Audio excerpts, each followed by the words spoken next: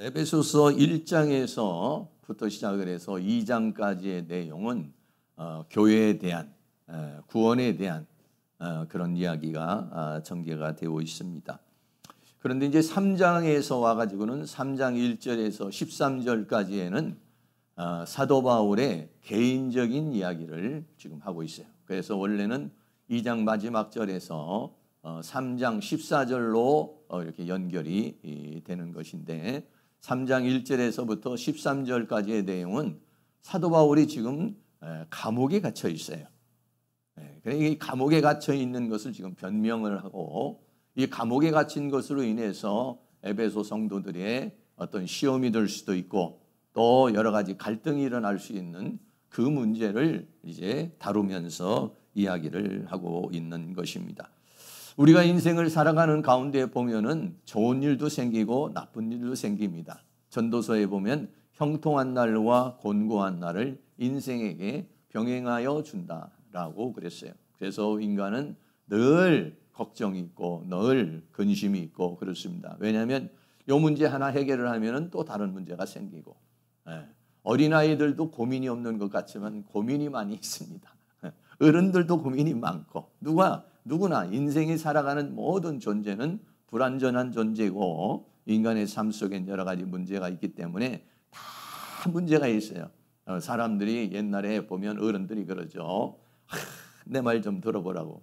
나같이 이렇게 고생하고 나같이 이렇게 힘들고 나같이 박복하고 나같이 힘든 사람이 어디 있느냐고 이렇게 얘기를 하는데 거의가 다 그렇게 힘들게 인생을 살아오는데 사람 살아가는 모든 자체가 다 그런 거예요. 왜 나에게 이런 고통이 오나? 왜 나에게 이런 문제가 있나? 여러분 그렇게 생각하다 보면요. 불평, 불만, 원망, 낙심, 절망, 아야라 모르겠다 이렇게 돼버리는 거예요. 그러나 사람이 살아가는 삶 중에서 모든 사람들이 걱정 안 하면서 인생을 살아가는 사람이요. 이 세상에는 단 한 사람도 없습니다. 이 문제가 해결이 되면 또 저 문제가 있고 저 문제가 해결이 되면 또 이런 문제가 있고 그래요. 돈이 많은 사람일수록 걱정이 더 많고 높은 자리에 올라가는 사람일수록 더 많습니다. 사실은요. 그런 거예요. 그래서 바울도 지금요 복음을 전하다가 로마의 감옥에 갇히게 돼 있어요. 근데 이 고난이 왔을 때 어려움이 왔을 때 자신에게 인생에 있어서 고난이나 어려움이 왔을 때 이것을 어떻게 해석하느냐가 중요한 거예요. 어떻게 받아들이냐가 중요한 것이죠. 그런데 바울이 감옥에 갇힌 것에 대한 해석과 에베소 성도들이 바울에 갇힌 것에 대한 해석에 차이가 있을 수 있다라고 하는 거예요. 바울은 지금 감옥에 갇혀 있지만 자유의 몸이에요. 그 감옥에 갇힌 걸로 인해 가지고 하나님 왜 나에게 이런 고난을 주셨습니까? 왜 나에게 이런 어려움을 주셨습니까? 내가 이렇게 나이도 좀 많고 이제 사역의 거의 종반을 걸어가고 있는 시점에 왜 나에게 이런 고통이 와요? 이렇게 말할 수 있어요. 그러나 바울은 그러지 않았습니다. 그 감옥이라고 하는 것을 담담하게 받아들이고 오히려 그 감옥에서 에베소서를 쓰고 빌립보서를 쓰고 빌레몬서를 쓰고 서신을 보내면서 교회들을 돌보는 그리고 자신을 돌보는 그러한 시간으로 갖고 자기가 이제 순교를 당할 날을 저 하나님 안에서 잘 기다리면서 살고 있었어요. 그러나 에베소 교인들은 아직 그런 단계에 이르질 못했어요. 신앙이 그 단계에 이르질 못하고 아니 바울과 같은 사람이 왜 하나님이 지켜주시지 않고 그런 감옥에 가고 그렇게 쓸쓸하게 노년을 보내야 되는가? 저럴 것 같으면 누가 예수 믿느냐? 정말 예수 믿는 결과가 저런 것이냐? 이거를 세상적인 잣대로 생각을 해서 시험에 들 수도 있었던 그런 상황이죠. 그래서 바울은 3장 1절에서 13절까지 그 감옥에 갇힌 자신에 대한 이야기를 오늘 나누고 있는 것입니다. 첫 번째로 감옥에 갇힌 자 바울에 대한 이야기입니다. 에베소 3장 1절 말씀에 이러므로 그리스도 예수의 일로 너희 이방을 위하여 갇힌 자 된 나 바울은 그렇게 했어요. 바울이 갇힌 자가 되었는데 두 가지의 설명이 앞에 붙었습니다. 하나는 뭐냐? 그리스도 예수의 일로 이렇게 말했어요. 자기 자신이 지금 감옥에 갇혔어요. 갇힌 이유가 뭐냐? 그는 그리스도 예수의 일로 다시 말하면 하나님의 일을 그리스도 예수 안에서 갇힌 것이다 이런 얘기예요. 그리스도의 일로 갇힌 것인지 자기의 잘못이나 하나님의 능력이 없어서 하나님이 어떤 힘이 없어서 로마 감옥에 패배를 해서 그래서 이렇게 감옥에 갇힌 것이 아니라 자기가 감옥에 갇힌 것은 그리스도의 일로 그리스도 안에서 그리스도를 위해서 그리스도의 그 사역을 맡겨준 사명을 위해서 감옥에 갇힌 것이요. 또 하나는 뭐냐? 이방을 위해서 감옥에 갇힌 것이다 라고 그랬어요. 바울의 감옥에 갇힌 것은요, 바울이 이방인들에게 복음을 전하지 않았다면 바울이 핍박을 받을 일이 없습니다. 바울이 감옥에 갇힐 일도 없는 것입니다. 이방인의 사도로 복음을 증거하게 되다가 보니까 결국은 어떻게 했습니까? 여러 많은 환난을 당하게 되고 유대인들에게 그렇게 미움을 받게 되고 추격을 받게 되고 그리고 결국은 감옥에까지 갇히게 되는 그러한 상황에 이르게 된 것이다 라고 하는 것입니다. 여기서 갇혔다라고 하는 말이 데스모스라는 말인데 이 데스모스라는 말은 데오라고 하는 동사에서 묶다라고 하는 그 단어에서 나온 말인데 그래서 사슬에 묶인 자. 그래서 죄인이 되면 요즘도 뭐 수갑을 채우게 되고 또 그때 되든 쇠사슬을 채우거나 목을 채우거나 이러지 않습니까? 그렇게 해서 이 데오라는 말이 데스모스라는 말이 데오라는 묶였다 이런 말이죠. 활동이 제한됨을 받게 된 것이다 라고 하는 것이. 그래서 감옥에 갇히게 되었다라고 하는 거예요. 그래서 사도 바울은 두 번의 감옥에 로마에 갇히게 되는데 첫 번째 1차 투옥입니다. 이때가 AD 62년경에 이제 사도 바울이 로마의 감옥에 갇히게 되었던 것입니다. 이건 뭐냐면 세상 권력이죠. 로마의 권력입니다. 세상 권력으로 감옥을 만들어 놓고 세상 권력으로 바울을 죄인으로 만들어서 이제 감옥에 갇혀 있었다라고 하는 것입니다. 그러면 사도 바울은 감옥에 갇혔을 때에 그 바울의 그 신앙, 그러니까는 바울이 감옥에 갇힌 것은 우리 지금 삶으로 생각한다면 내 삶 속에서 어떤 큰 타격을 받는 것이죠. 고난을 당한다든지 어떤 문제가 생긴다든지 어떤 사건이 생겨서 꼼짝달싹도 할 수 없는 어떤 그런 상황을 말하는 것이죠. 그래서 보통 사람들이 여러 가지 그런 범죄 혐의가 있거나 문제가 있어도 감옥에 들어가지 않으려고 구속이 되지 않으려고 발버둥을 치잖아요. 왜? 감옥에 들어가게 되면 모든 것이 제한되지 않습니까? 자기 마음대로 활동할 수도 없고 먹고 싶은 것도 먹을 수도 없고 이런 제한돼 버린 상황이 되니까 감옥에 들어가지 않으려고는 그러한 것을 우리가 보게 되는데 바울은 이제 감옥에 갇히게 되었다. 그래서 감옥에 갇힌 사도 바울은 어떠한 심정으로 이 감옥을 이겨낼 수 있었을까 하는 부분인데요. 저도요, 이 부분을 다시 한번 좀 이렇게 살펴보면서, 어쩌면 이럴 수 있을까? 어쩌면 이럴 수 있을까? 정말 그 신앙이 너무 부럽고, 그러한 그 자세가 너무나도 마음에 도전이 되는 그런 모습이었습니다. 빌립보서도 역시 마찬가지로 그 감옥에 갇혔을 때에 바울이 쓴 서신입니다. 그래서 빌립보에는 뭐라고 얘기를 했느냐 하면요. 빌립보서 1장 13절 14절 같이 한번 읽겠습니다. 이러므로 나의 매임이 그리스도 안에서 온 시대 안과 기타 모든 사람에게 나타났으니 형제 중 다수가 나의 매임을 인하여 주 안에서 신뢰함으로 겁없이 하나님의 말씀을 더욱 담대히 말하게 되었느니라.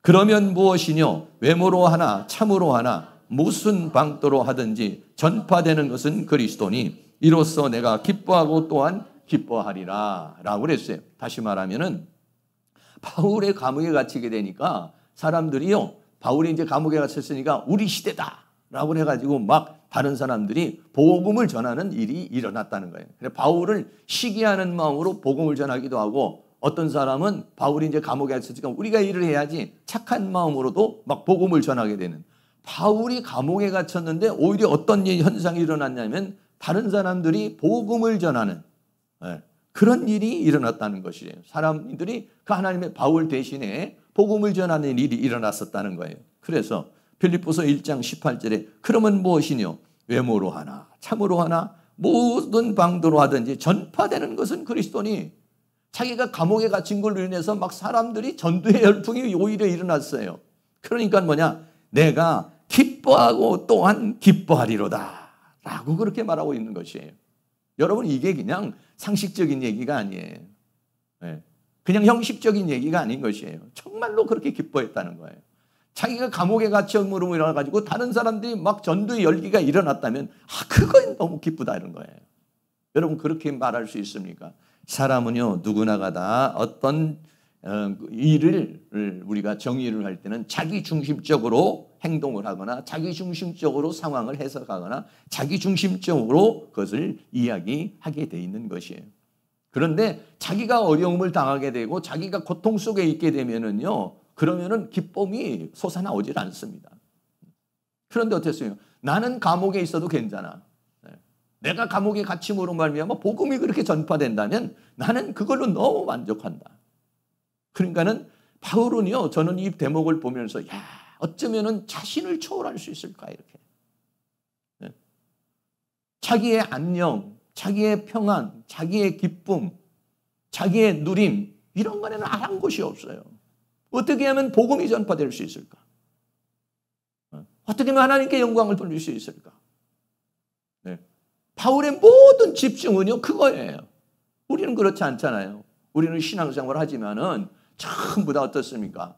내가 하는 일들이 사업이 잘 돼야 되고, 내가 건강해야 되고, 또 일들 생기지 말아야 되고, 전부 자기 중심적으로 우리가 생각을 해요. 그래서 자기 중심적으로 자기에게 좋은 일이 일어나면 기뻐요. 그러나 자기는 지금 힘들고, 자기는 지금 고통스럽고, 자기는 지금 괴롭고, 자기는 지금 감옥에 갇히고, 자기는 사면초가고, 이런 상황에서 기쁨, 그런 상황에서 예수 막 기도하고 막 찬양하고 그렇습니까? 보통은 그러지 않죠. 자기가 어려움이 당하고 힘든 일이 생기면은요, 대체적인 사람들이 그래요. 목사님, 나 이런 일 좀 지나고 나면은 내가 열심히 할게요. 내가 이런 일이 지나고 나면은 좀 봉사 좀 할게요. 내가 요즘에는 너무 물질적으로 어렵습니다. 내가 요즘에 너무 환경적으로 어렵습니다. 그러니까 목사님 좀 이해를 해주세요. 대체적인 사람들은요, 자기 문제가 생기면 예수의 일을 버립니다. 예수의 일을 놓아요. 하나님의 일을 놓아요. 그게 왜냐하면 인간은 누구나 자기 중심적이에요. 내가 편안해야, 내가 넉넉해야, 내가 좋아야, 그래야 전도도 하고 기도도 하고 교회도 나오고 이렇게 봉사도 하고 헌신도 해요. 근데 내가 막 죽겠어요. 내가 너무 힘들어요. 그런 상황에서 막 또 하나님의 일을 위해서 그 내일은 팽개쳐 놓고 하나님의 일을 위해서 일을 하나요? 그렇게 하지 않아요. 그런데 바울은 그렇지 않았다. 자기는 지금 감옥에서 고통이에요. 괴로움을 당하고 있어요. 먹는 것도 제대로 못 먹어요. 활동도 제한이 돼 있어요. 요즘이야 뭐 감옥이야 뭐 보니까는 감옥에 나오는 음식들도 괜찮더라고요, 보니까. 그런데 당시에는 뭐 감옥이라고 하는 거 그런 감옥입니까? 지하예요. 햇빛도 들어오지 않는 지하 감옥이죠. 먹는 건 뭐 제대로 줍니까? 그리고 언제 죽을지도 모르는 두려움 속에 있어요. 언제 석방되는 게 아니에요, 이게 지금. 그러한 두려움 속에 있으면서도 뭐라고 그랬느냐? 기뻐하고 기뻐하리라. 어떻게 이런 감옥에서도 이런 나는 그냥 초계와치 버리고 나는 뭐 그냥 내 사정, 내 형편, 내 상황은 다 아랑곳하지 않고 이렇게 그 복음이 전파된다는 거에 내가 너무 기쁘다. 사람들이 그 전도의 열정이 일어났다는 거에 너무 기쁘다. 기뻐하고 기뻐하리라. 라고 할 수 있을까? 그래서 그 사람의 그 바울의 온통 모든 관심은 그리스도에게 집중이 되어 있는 것이고 복음에 집중이 되어 있는 거예요. 다시 말하면 자기를 초월한 그러한 사람이었다. 사랑하는 모든 성도님들도 자기를 초월한 내가 지금 힘들어도 내가 지금 어려워도 내가 고통스러워도 자기를 초월해서 하나님의 영광을 위해서 하나님 나라를 위해서라고 하는 그 부분은 여러분이 포기하지 않는 그런 은혜가 있기를 주의 이름으로 축복합니다. 두 번째는요, 그리스도의 남은 고난을 육체에 채운다고 그랬어요. 골로새서 1장 24절 같이 한번 있습니다. 내가 이제 너희를 위하여 받는 괴로움을 기뻐하고 그리스도의 남은 고난을 그의 몸된 교회를 위하여 내 육체에 채우노라 라고 그랬어요. 그리스도의 남은 고난을 내 육체에 채운다는 말은 뭐냐면은 하나님께서 맡겨준 그 사명을 감당하는 데 겪는 고난을 가리켜서 말하고 있는 것입니다. 하나님의 교회를 위한 헌신과 고난, 이것을 말하는 것이에요. 그래서 바울은 자기 자신이 당하는 고난을 교회를 위해서 자신의 육체로 감당을 한다. 그 육체로 감당을 해야 되니까 그냥 하나님 나라라고 하는 얘기, 하나님 나라에 대한 것이 그냥 말로만 하나님 열심히 하겠습니다, 이렇게 하겠습니다, 저렇게 하겠습니다, 그냥 앉아서 기도만 한 이런 것이 아니라 이 육체로 감당을 해야 된다는 거예요. 육체로 고난을 감당하고 육체로 고통을 감당해야 되고 육체로 힘든 것을 감당해야 되는 거예요. 내 육체에 채운다. 그러니까 뭐냐면요, 지금 감옥에 들어가서 그런 고난을 당하는 것을 당연하게 받아들인 거예요. 그리스도의 남은 고난을 내 육체로 감당을 한다는 거예요. 근데 우리는 어때요? 육체가 편안하려고 그러잖아요. 육체가 편안하기를 원하고 육체가 그런 어떤 고통과 어려움과 문제에 있기를 원하지 않잖아요. 그런데 어떻게 합니까? 감옥에 있는 걸 너무 당연하게 생각한다는 거예요. 내 육체로 채워야지. 그 육체의 고난을 당하는 것을 당연하게 받아들일 수 있었다. 저도 이렇게 보면은 육체에 대해서, 우리가 육체에 대해서 얼마나 관심이 많습니까? 조금만 병이 들고 조금만 문제가 생기면은요, 기도하는 거 싫어지고 예배하는 거 싫어지고 신앙생활하는데 힘들어져요. 근데 바울은 당연히 이 골로새서에 보낸 서신에서는 뭐라고 그랬냐? 내 육체에 채워놓으라. 감당을 해야, 내 육체로 감당을 해야 된다는 거예요. 여러분, 내 육체로 감당해야 돼. 내가 이 교회에 와가지고 내 육체로 설거지도 하고, 내 육체로 청소도 하고, 내 육체로 이런저런 내가 감당해야 되고, 그렇게 생각하십니까? 왜 나만 이런 고통을 당하나? 왜 나만 이런 일을 하나? 이런 생각이 우리가 많이 있어요. 어떻게 좀 편안할까? 어떻게 하면 나는 좀 괜찮은, 이렇게 좀 육체의 고통을 당하지 않을까? 이런 생각을 많이 하는데 바울은 그렇게 생각하지 않았다, 이런 얘기예요. 세 번째는요, 감옥에서요 전도를 했습니다. 빌레몬서에도 빌레몬서도 역시 뭐냐면은 옥중서신이죠. 빌레몬서 1장 9절 10절 같이 한번 있습니다. 사랑을 인하여 도리어 간구하노니 나이 많은 나 바울은 지금 또 예수 그리스도를 위하여 갇힌 자 되어 갇힌 중에서 낳은 아들 오네시모를 위하여 내게 간구하노라. 아멘. 암병이 걸려가지고 암병에 걸린 사람을 위로하는 사람이 있어요. 교통사고 나서 장애인이 된 사람이 장애인을 위로하는 사람이 있어요. 근데 보통 사람들은요, 자기 혼자 감당하기도 어렵습니다. 암병에 걸리면 나 혼자 그 고통을 견디는 것도 너무 괴로워요. 장애인이 되면 그 고통을 자기 혼자 견디기도 어려워. 그 사람은 누구를 위로할 사람이라 위로를 받아야 될 사람이에요. 감옥에 있는 사람 바울은 다른 사람으로부터 위로를 받아야 될 사람인데 이 바울은 위로를 하고 있는 사람이에요. 근데 그 중에서 오네시모라는 사람이 감옥에 들어온 거예요. 이 오네시모라는 사람은 빌레몬이라고 하는 사람의 종이었어요. 그런데 그 빌레몬의 종인데 거기에서 탈출을 해버린 거예요. 그래서 탈출을 해가지고 로마에 와서 살다가 무슨 죄를 지었는지 감옥에 들어온 거예요. 근데 오네시모를 만나서 어떻게 했습니까? 복음을 전했어요. 감옥에 있는 사람이 자기가 좋고 자기가 마음에 평안이 없고 자기가 기쁨이 없고 자기가 만족이 없고 자기가 자유를 누리지만 또 어떻게 복음을 전하겠습니까? 아니, 예수 믿으면 당신같이 그렇게 감옥에 오는데 어떻게 자기가 감옥에 있는 것에 대해서 당당함이 없이는요 복음을 전할 수가 없는 거예요. 그런데 바울은 감옥에서도 자유를 누리고 있었어요. 그리스도를 누리고 있었어요. 그렇기 때문에 담대하게 복음을 전합니다. 누구에게? 오네시모에게.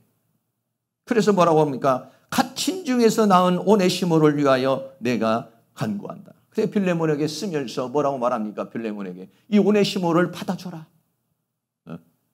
너 집에서 종으로서 너에게 잘못하고 도망을 갔지만 다시 받아들이는데 형제로 받아들여라. 그리스도 예수 안에서 형제로 받아들일 것을 얘기하고 있습니다.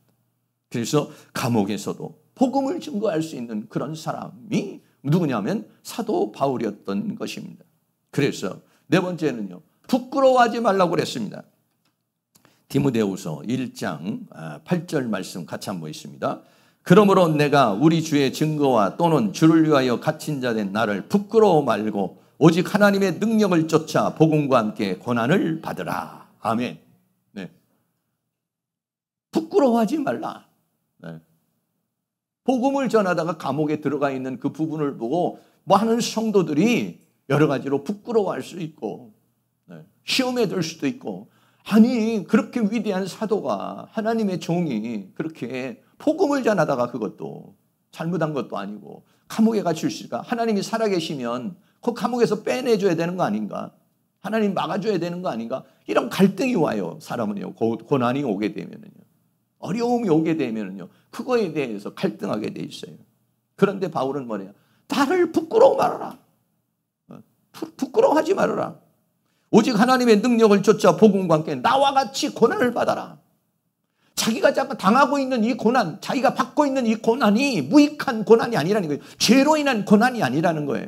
이 고난은 뭐냐? 그리스도 안에서 하나님의 뜻을 이루기 위한 고난이라는 거예요. 여러분, 이것이 확실하게 되면은요, 우리는 그 안에서 자유를 누릴 수가 있어요. 내가 겪고 있는 어떤 고난이 다 하나님의 손길 속에서, 하나님의 은혜 속에서 내가 지금 이런 과정을 거치고 있다라고 생각을 하면은 여러분들이 어떻습니까? 이 고난을 이길 수 있는 힘이 생겨요.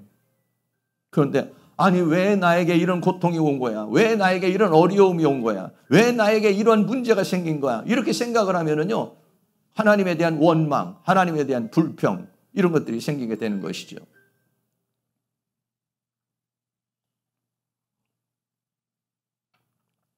그래서 우리가 고난이 올 때, 문제가 올 때 해석이 중요한 거예요. 해석이 잘 제대로 되면 내가 지금 겪고 있는 고난이 다 하나님 안에서. 여러분, 오늘 우리가 살고 우리는 지금 다 어떻게 합니까? 그리스도 안에 있습니다. 예수 안에 있어요. 하나님의 주권 안에 있어요. 하나님이 실력이 없어서, 힘이 없어서 나를 그 문제 속에서 건져내 주지 못하는 게 아니에요. 네. 거기에는 다 우리가 다 알지 못하는 하나님의 섭리와 경륜이 거기에 있어요. 그러니까 우리는 어떻게 됩니까? 하나님 앞에 원망하고 불평할 것이 아니라, 하나님, 이것을 내가 잘 견뎌낼 수 있는, 잘 이겨낼 수 있는 은혜를 주시옵소서. 할렐루야. 그런 은혜가 있기를 주의 이름으로 축복합니다. 그리고 오늘 지금 이 에베소서에서는 뭐라 하냐면 나의 고난은 너희의 영광이다, 이렇게 말하고 있습니다. 에베소 3장 13절 같이 한번 있습니다. 그러므로 너희에게 구하노니 너희를 위한 나의 여러 환난에 대하여 낙심치 말라. 이는 너희의 영광이니라 라고 그랬습니다. 바울이 고난의 과정을 통해서 영광에 이르는 것처럼 에베소 교회도 고난의 과정을 거쳐서 결국은 나의 이 고난이 너희에게는 영광이 될 것이다. 나는 그것을 확신한다 라고 그랬어요. 자신의 고난이 고난으로 끝나지 않고 너희에게는 영광이 될 것이야. 왜? 나도 영광에 이르게 될 것이니까. 네. 사도 바울 자신도 이 고난이 고난으로 끝나지 않고 이 고난을 통해서 영광에 이르게 될 것이고, 그리고 너희도 나의 고난을 통해서 너희들이 또 영광에 이르게 될 것이다. 그러니까 고난이라고 하는 것이 결국은 하나님의 섭리 속에서 이루어지는 것이고 영광을 위한 고난이다 라고 하는 것에 확신이 있었기 때문에, 그러니까 감옥을 예수 안에서 누릴 수가 있었다, 이런 얘기죠.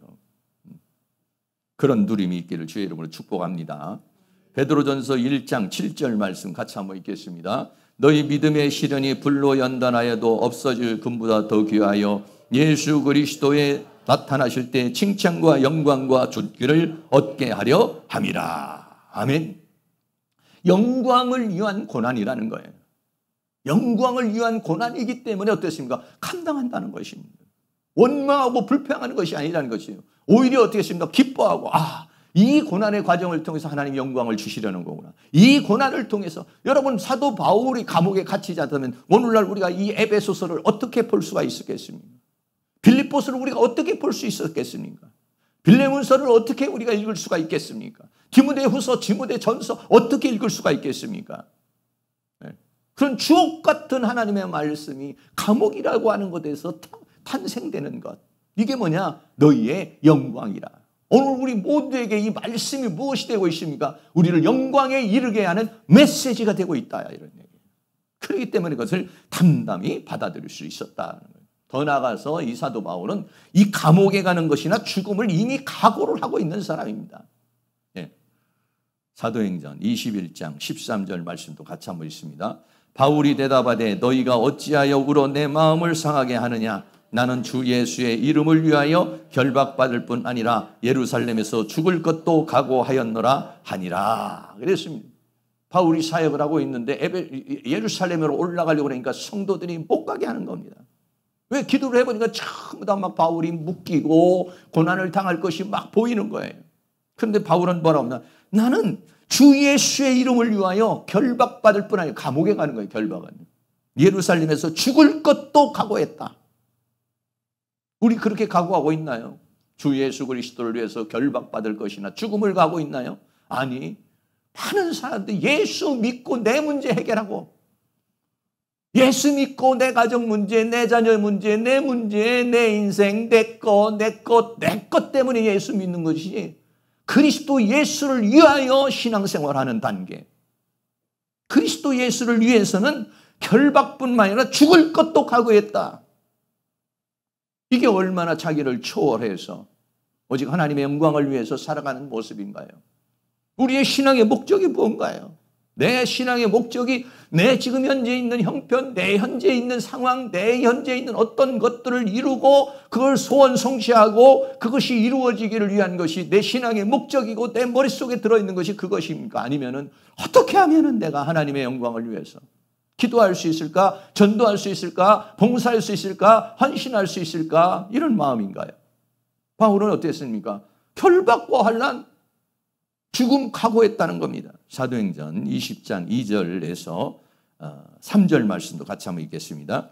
오직 성령이 각성해서 내게 증거하여 결박과 환난이 나를 기다린다 하시나 나의 달려갈 길과 주 예수께 받은 사명 그 하나님의 은혜의 복음을 증거하는 일을 마치려 하면은 나의 생명을 조금도 귀한 것으로 여기지 아니하노라. 아멘. 이런 마음이 있었고 이런 결단이 있었고 이런 신앙이 있었기 때문에 결박과 환난 감당하겠다는 겁니다. 내 생명을 조금도 귀하게 여기지 않는다는 이런 뜨거운 사명감. 네.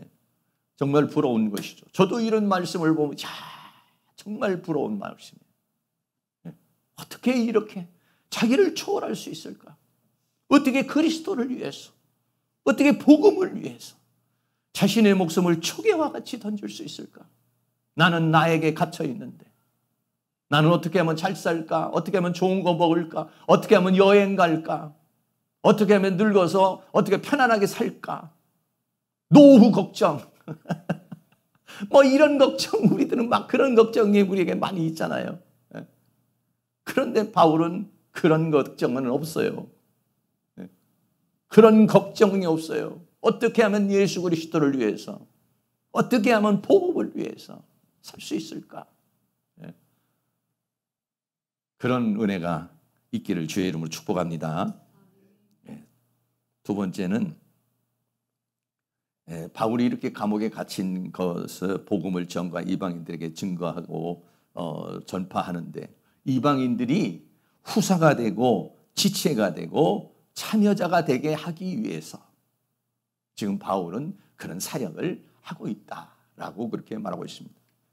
에베소 3장 2절에 너희를 위하여 내게 주신 하나님의 그 은혜의 경륜을 너희가 들었을 터이라 라고 그랬어요. 네. 이 은혜의 경륜이라는 것은 뭐냐면은 하나님께서 사도 바울을 다메섹 도상에서 부르셔서 이방인의 사도로 세워가지고 복음을 전파하게 한 것. 이게 뭐냐면 은혜의 경륜이라고 이렇게 말하고 있어요. 이 경륜이라고 하는 것은 오이코노미아라는 말인데 관리, 경영 이런 거예요. 가정을 경영하거나 또는 사회를 경영하거나 국가를 경영하거나 또 아니면은 이 모든 세계를 경영하는 것. 하나님은 뭐냐면 이 모든 세계의 경영자라는 것이에요. 그게 뭐냐면 바울에 대한 은혜의 경륜. 사도 바울에 대한 하나님의 은혜의 계획이라는 것이죠. 사도 바울을 통해서 이방인에게 복음을 전파하려고 하는 하나님의 계획을 가리켜서 말하고 있어요. 그것을 너희도 들었을 터인데 에베소 3장 3절에 곧 계시로 내게 비밀을 알게 하신 것은 내가 이미 대강 기록함과 같으니 라고 그랬어요. 계시로 그랬어요. 이 계시라는 아포클립시스라는 말은 열어주는 것을 말하는 거예요. 네. 감추어져 있는데 덮여져 있는 것을 열어주시는 거예요. 비밀도 역시 마찬가지예요. 이 비밀도 뭐냐? 미스테리온이라고 해요. 미스테리온이라는 말은 뭐냐면은 이 비밀이라는 미스테리온은 뭐냐면 감추인 것인데 어느 시점이 되면 열어주는 거예요.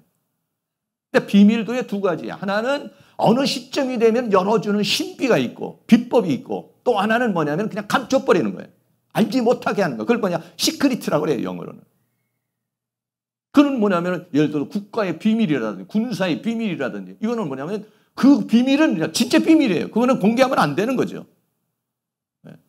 그런데 하나님이 주시는 이 비밀은 때가 되면 주의 종을 통해서 하나님의 성령의 감동을 통해서 열어주는 것. 이게 뭐냐면 미스테리온이라는 거예요. 그게 뭘로 밀어주느냐? 계시로. 계시는 뭐냐? 열어주시는 것이고.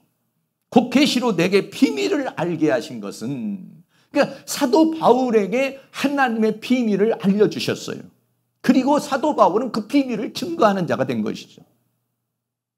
그런 거와 마찬가지로 우리 사랑하는 성도님들에게도 하나님의 나라가 또는 하나님의 말씀이 감추인 자가 아니라 하나님의 말씀이 드러나는 하나님의 말씀이 열려지는 그냥 꽉 막혀가지고 비밀이 문이 돼가지고 뭐 끝까지 모르는 그런 것이 아니라 하나님이 그 비밀의 문을 열어주는 이런 계시가 있기를 주의 이름으로 축복합니다. 네.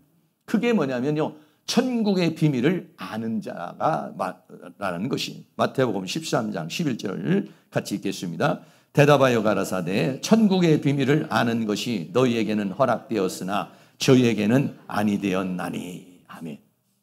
여러분 하나님의 말씀이 열려진다는 거 하나님의 세계가 열려진다는 거 이게 뭐냐? 복 있는 사람이라는 거예요. 너희에게는 천국의 비밀을 아는 것이 허락이 되어 있다는 거예요. 그러나 다른 사람에게는 허락이 되어 있지 않으니까 안 열리는 거예요. 모르는 거예요.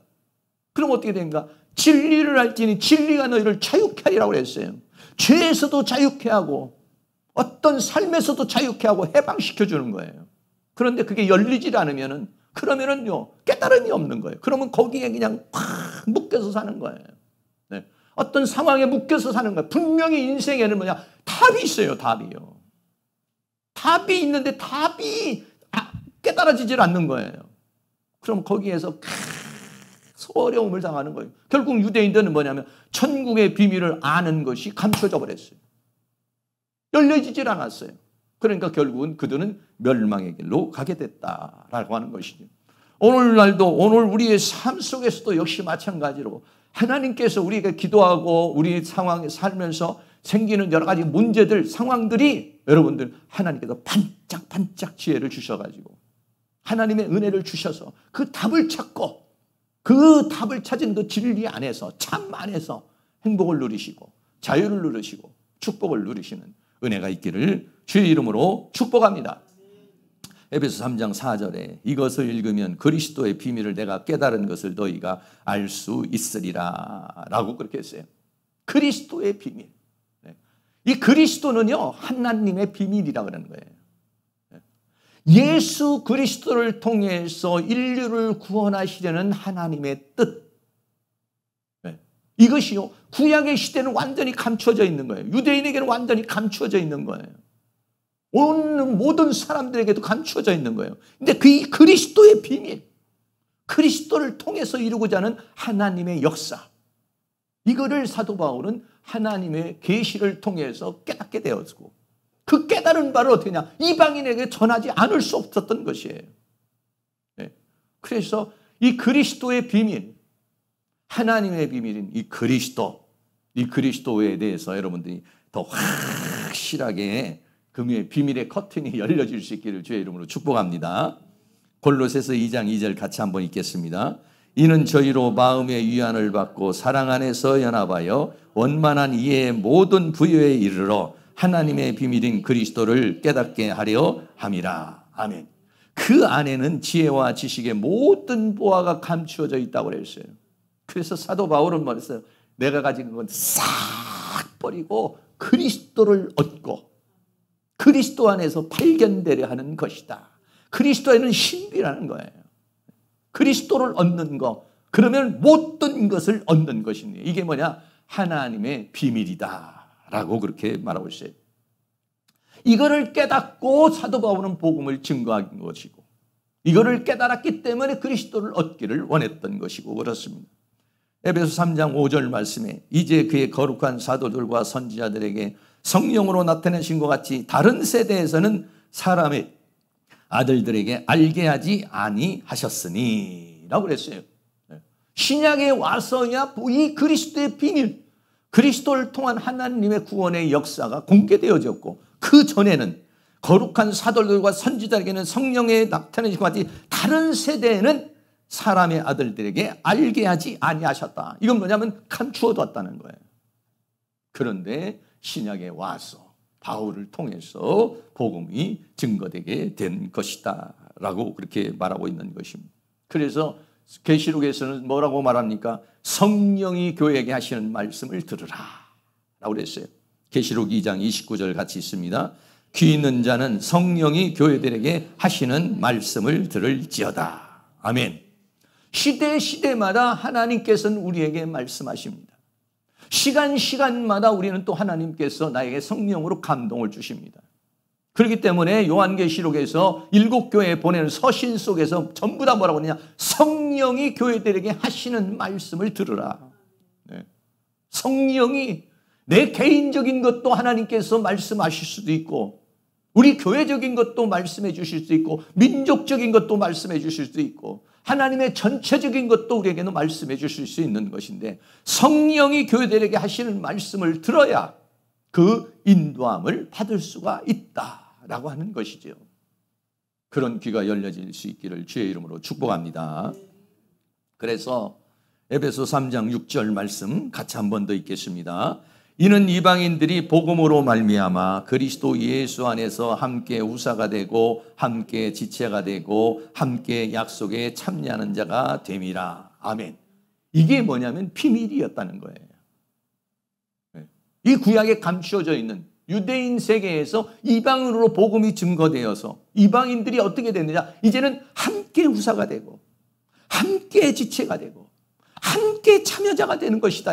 그래서 자기는 어떻게 됩니까? 이방인의 사도로 함께 후사가 되고 함께 지체가 되고 함께 하나님의 약속을 받는 자가 되기 위해서 나가서 복음을 전할 수밖에 없다는 거예요. 왜? 이 하나님의 말씀이 이 바울에게 전해진 것이거든요. 이방인에 대한 하나님의 그리스도의 비밀이 주어지게 된 것이니까 이거를 위해서 자기는 지금 그 복음을 전하고 감옥에도 갇히고 이런 상황 속에 있다라고 그렇게 말하고 있는 것입니다.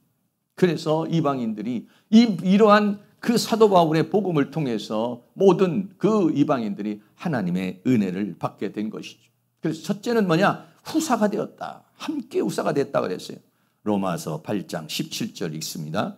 자녀이면 또한 후사 곧 하나님의 후사요 그리스도와 함께한 후사니 우리가 그와 함께 영광을 받기 위하여 고난도 함께 받아야 될 것이니라.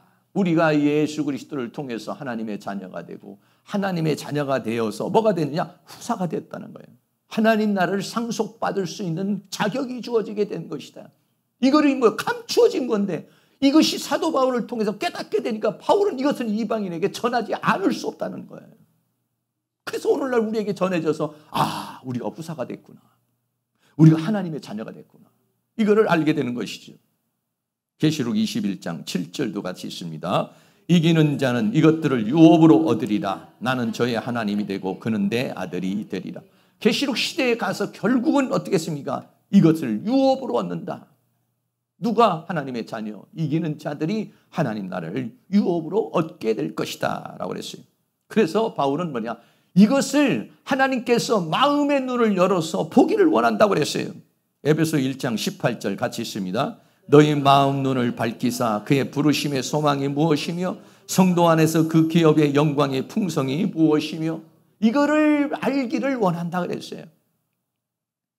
하나님께서 여러분들의 마음의 눈을 확 열어서 하나님의 그 영광의 그 기업의 풍성함, 그 영광의 풍성함이 무엇인지를 생생하게 보여주시고 깨닫게 해주셔서 거기에 소망을 두고 살아갈 수 있는 은혜가 있기를 주의 이름으로 축복합니다.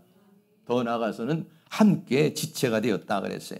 로마서 12장 5절 있습니다. 이와 같이 우리 많은 사람이 그리스도 안에서 한 몸이 되어 서로 지체가 되었느니라. 여러분, 당시에는요, 유대인과 헬라인이 하나 된다는 건 있을 수 없는 일이었어요. 또 헬라인을 떠난 또 다른 이방인들과 하나가 된다는 건 있을 수가 없는 일이었어요. 절대 불가한 일이에요. 그런데 그리스도 안에서는 유대인이나 헬라인이나 모든 자가 하나가 될 수 있었다. 이것도 뭐냐? 비밀이라는 거예요. 고린도전서 12장 13절이 있습니다. 우리가 유대인이나 헬라인이나 종이나 자유자나 다 한 성령으로 세례를 받아 한 몸이 되었고 또 다 한 성령을 마시게 하셨느니라. 아멘. 이 그리스도 안에서는 잘난 사람이나 못난 사람이나 나이가 많은 사람이나 나이가 적은 사람이나 대한민국 사람이나 미국 사람이나 인종의 차별도 없고요, 귀천의 차별도 없고요, 모든 것을 다 넘어서 뭐가 되느냐? 하나가 됐다는 거예요. 이게 뭐냐? 하나님의 섭리요, 하나님의 경륜이라. 그래서 사도 바울은 이거를 깨달았기 때문에 이거를 전하지 않을 수 없다는 거예요. 그런 열정적인 역사가 있었기 때문에 오늘날 우리가 우리가 다 하나님의 후사가 되었고 또 우리가 다 그리스도 안에서는 한 형제 자매가 되었고 한 몸이 되어서 지어져 가는 거구나. 더 나아가 세 번째는 약속의 참여자가 되었다 그랬어요. 갈라디아서 3장 22절입니다. 그러나 성경이 모든 것을 죄 아래 가두었으니 이는 예수 그리스도를 믿음으로 말미암는 약속을 믿는 자에게 주려 함이니라. 아멘. 믿음의 사람에게 다 하나님의 약속이 적용되는 거예요. 네. 과거에는 여기에 있는 이 말씀이 우리하고는 무슨 상관이 있었겠습니까? 지금도 안 믿는 사람하고는 이 말씀이 무슨 상관이 있습니까? 무슨 의미가 있습니까? 무슨 참여자가 되겠습니까? 그런데 우리는 이 약속의 말씀에 뭐가 되느냐? 참여자가 되었다. 하나님이 선지자를 통해서 유대인을 통해서 하나님의 사람들을 통해서 약속하신 그 모든 약속을 유업으로 받을 수 있는 그 약속의 참여자가 되었다라고 하는 것이죠. 그래서 우리는 이 말씀을 믿고 기도를 하고 이 말씀을 믿고 살아가는 것이죠. 그러나 우리가 과거에는 어땠습니까? 과거에는 약속과는 전혀 상관이 없었던 사람이죠. 그거를 우리가 에베소서 2장 12절에서 이렇게 얘기하고 있습니다. 같이 한번 읽습니다. 그때 너희는 그리스도 밖에 있었고 이스라엘 나라 밖의 사람이라 약속의 언약들에 대하여 외인이요 세상에서 소망이 없고 하나님도 없는 자이더니 이제는 전에 멀리 있던 너희가 그리스도 예수 안에서 그리스도의 피로 가까워졌느니라. 아멘. 그리스도 밖에, 이스라엘 나라 밖에, 약속의 언약들에겐 외인, 세상에는 소망도 없고 하나님도 없고 하나님으로부터 멀리 있던 우리들이 어떠냐? 그리스도 예수의 피로 가까워졌고 모든 담이 허물어져서 하나님의 지성소에 나아갈 수 있는 길이 열렸다. 네. 이거를 사도 바울은 복음을 전하기 위해서 자기의 육체에 채우노라. 그리고 자기가 지금 고난을 받고 자기가 감옥에 있는 것에 대해서 그는 불평하고 원망하는 것이 아니라 나는 그 결박뿐 아니라 죽음까지도 각오했다 라고 그렇게 말하고 있습니다.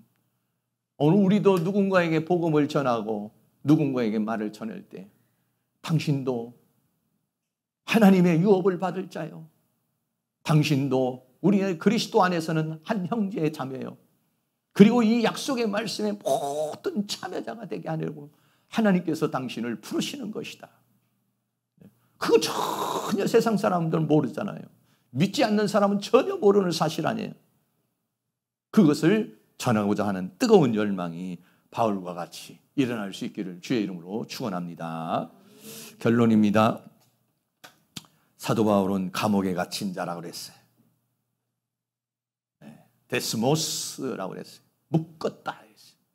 그러나 사도 바울의 몸은 묶을 수 있었지만 마음은 묶을 수 없었고 신앙은 묶을 수 없었고 믿음은 묶을 수 없었고 말씀은 묶을 수 없었고 오히려 그는 자유자로서 오늘 우리에게 주옥 같은 이런 에베소서에 있는 말씀을 증거하는 그런 사람이 됐지 않습니까? 오늘 우리에게 당면한 모든 고난을 여러분이 불신으로 해석하지 마시고 믿음으로 해석하셔서 적극적으로 그것을 이겨나가는 그런 은혜가 있기를 바랍니다. 그리고 우리도 이방인들에게 당신도 하나님의 후사입니다. 당신도 하나님의 지체입니다. 하나님도 약속의 참여자가 될 수 있습니다. 바울과 같은 이런 뜨거운 복음 정분을 전하고자 하는 열망이 우리 모두에게 일어날 수 있기를 주의 이름으로 축복합니다. 우리 같이 찬양하겠습니다. 사나 죽으나. 사도 바울이 감옥에서 고백했던 그런 말씀의 고백을 우리도 같이 한번 해보겠습니다.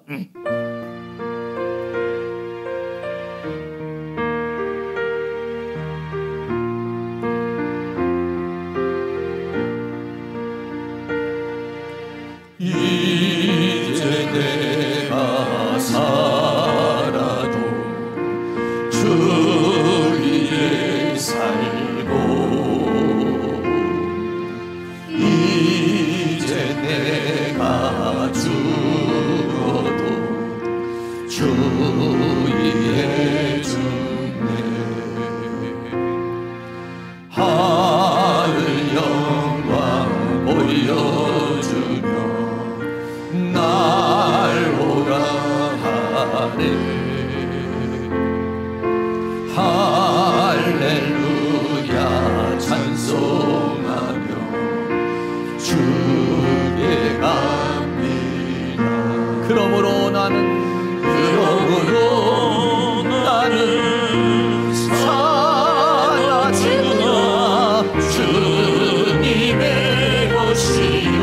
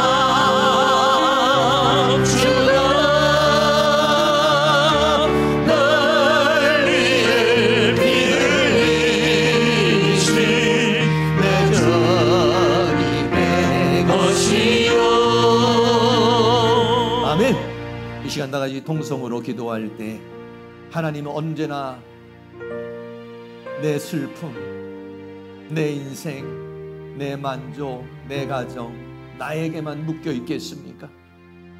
나에게 묶여 있지 않고 세상에 묶여 있지 않고 죄악에 묶여 있지 아니하고 복음에 묶이고 그리스도에게 묶이고 저 천국에 묶여서 살아갈 수 있는 그런 저희가 될 수 있도록 하나님 도와달라고 다 같이 동성으로 주여 한번 부르고 기도합니다. 주여 할렐루야. 거룩하시고 사랑이 많으신 우리 아버지 하나님, 오늘 우리 하나님께서 우리에게 은혜와 사랑 가운데 인도하여 주시고 주의 성령 가운데 도와주시고 붙들어주신 주님의 은혜와 사랑을 감사합니다. 사도 바울은 아버지 하나님이여 복음을 증거하기 위해서는 이 사명을 감당하기 위해서는 결박과 환난을 아버지여 초계와 같이 버리며 자기 자신도 아버지여 목숨도 초계와 같이 버릴 수 있다고 그렇게 말하고 있습니다. 아버지 하나님께서 우리에게 은혜와 사랑으로 인도하여 주시고 붙들어 주시고 함께하여 주셔서 아버지 하나님은 내 형편, 내 처지, 내 가정, 내 자녀, 내 슬픔, 내 마음 아버지여 나에게 묶여있는 우리의 연약함을 벗어버리고 나를 벗어나서 나에게 묶여있고 가정에 묶여있고 삶에 묶여있고 물질에 묶여있고 세상에 묶여있고 물 아버지 하나님 죄악에 묶여있는 이 결박을 끊어주시옵시고 그리스도에게 묶인 자가 되게 하여 주시고 복음에 묶인 자가 되게 하여 주시며 하나님 나라에 묶인 자가 되게 하여 주시며 사명에 묶인 자가 되어지게 하여 주시며 하늘의 부름에 묶인 자가 되어줄 수 있도록 우리 하나님께서 우리를 도와주시기를 간절히 원합니다. 마음의 눈을 밝혀서 저 영광의 세계를 보기를 원한다고 사도 바울이 말한 것처럼 주여 우리의 눈을 열어서 저 영광의 세계를 보게 하소서. 하늘의 세계를 보게 하여 주시옵소서. 우리에게 주시는 그 영광의 나라를 볼 수 있도록 하나님 우리의 눈을 열어주시옵시고 우리의 마음에 깨달음을 주시옵시고 우리에게 믿음을 주시옵시고 우리에게 은혜를 베풀어 주시기를 간절히 원합니다. 사도 바울에게 저 삼층천의 세계를 보여준 것처럼 우리도 저 삼층천의 세계를 보게 하여 주시옵시고 하나님의 영광의 세계를 보게 하여 주시옵시고 영생 복락의 세계를 보게 하여 주셔서 그 세계가 우리의 소망이 되게 하여 주시고 우리의 목표가 되게 하여 주시며 우리의 푯대가 되어줄 수 있도록 우리 하나님께서 은혜를 베풀어 주시기를 간절히 원합니다. 나에게 묶여있는 사슬을 끊어주시옵소서. 죄악에 묶여있는 사슬을 끊어주시옵소서.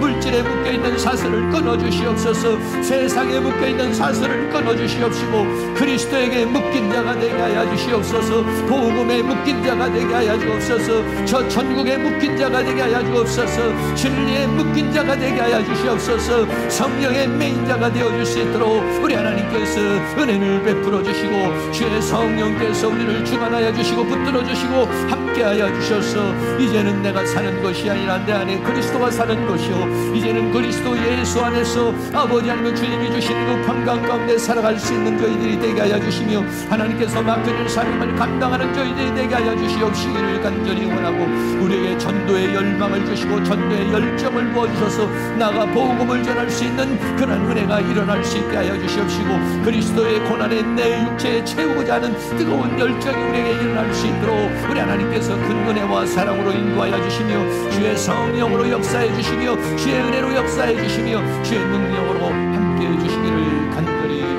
원합니다. 성령님 도와주시고 인도하여 주시옵소서. 사랑과 은혜가 많으신 아버지, 사도 바울은 자신에게 묶이지 않았습니다. 자신의 욕망에 묶이지 않았고 세상에 묶이지 않았습니다. 그리고 그리스도에게만 묶였습니다. 그리고 복음에 묶여 있었습니다. 사명에 묶여 있었습니다. 성령의 메인자가 되었습니다. 아버지 하나님, 우리도 내 자신에게만 묶여서 내 걱정, 내 인생, 내 삶, 내 기쁨, 내 만족에만 묶여서 사는 자가 아니라 이것을 벗어나서 이제는 그리스도에게 묶인 자가 되기를 원합니다. 복음에 묶인 자가 되기를 원합니다. 성령의 메인 자가 되기를 원합니다. 첫 천국이 메인 자가 되기를 원합니다. 하나님의 영광의 나라가 메인 자가 되어져서 살아갈 수 있는 저희들이 되어줄 수 있도록 은혜를 베풀어 주시옵소서. 마음의 눈을 밝혀서 그 영광의 기업의 풍성함이 무엇인지를 알기를 원한다고 말한 것처럼 주여 우리의 눈을 활짝 열어서 저 영광의 세계를 보게 하여 주시옵시고 우리의 마음의 문을 열어서 깨달음을 주시고 진리 안에서 자유를 누리게 하여 주시며 진리 안에서 평강을 누리게 하여 주시며 하나님 주시는 기쁨, 세상이 주는 평강이 아니라 하나님 주시는 평강으로 기뻐하며 출구하며 감사하며 이 거칠고 험한 세상을 이기고 승리하며 살아가는 저희들의 삶이 되어지도록 은혜를 베풀어 주시옵소서. 우리에게 복음의 열정을 주시기를 원합니다.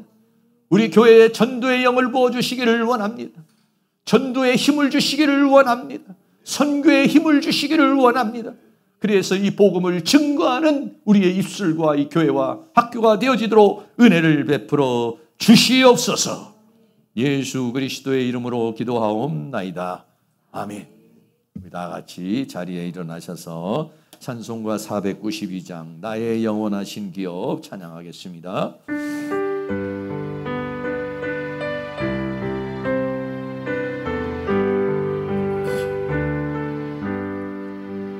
나의 영원하신 기업 생명보다 귀하다. 나의 갈 길 다가도록 나와 동행하소서. 주께로 가까이 주께로 가오리. 나의 갈 길 다가도록 나와 동행하소서. 세상 법이 아니란가 모든 명예 버리고 험한 길